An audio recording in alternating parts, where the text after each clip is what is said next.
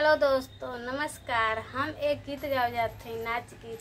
आप लोग जरूर सुनाओ, अच्छा लगे तो जरूर बताइए और लाइक सब्सक्राइब जरूर करब दोस्तों। 2 मिनट का गीत है हमार, पूरा आप लोग सुनो।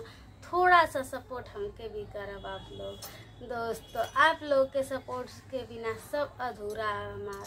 तो दोस्तों आप लोग जरूर सपोर्ट करब। हमरे सैया के बाड़े सतुलवा बड़ी दूर बा, देखना जरूर बाना। हमरे राजा का हो, हमरे राजा का ई सतुलवा बड़ी दूर बा, देखना जरूर बाना। हमरे ससुर के पढ़ाई कुल, हमरे ससुर के कमाई कुल पढ़ाई में उड़ाई। हमरे ससुर कमाई कुल पढ़ाई में उड़ाई। हमरे सैया के पढ़ाई बेफजूल बा, देखना जरूर बाना। हमरे ससुर के कमाई कुल पढ़ाई में उड़ाई। हमरे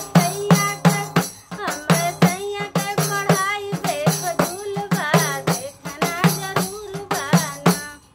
हमरे पिया का ई सकुलवा बड़ी दूर बा, देखना जरूर बाना। हमरे सैया का ई सकुलवा बड़ी दूर बा, देखना जरूर बाना। हमरे भसुर के कमाई कुल पढ़ाई में उड़ाई। हमरे भसुर के कमाई कुल पढ़ाई में उड़ाई। हमरे सैया के पढ़ाई बेफजूल बा, देखना जरूर बाना। हमरे सैया का पढ़ाई बेफजूल देखना जरूर बाना। हमरे सैया का स्कूलवा बड़ी दूर बा, देखना जरूर बाना। हमरे देवरा का कमाई कुल पढ़ाई में उड़ाई। हमरे देवरा के कमाई कुल पढ़ाई में उड़ाई। हमरे सैया के पढ़ाई बेफजूल बा, देखना जरूर बाना।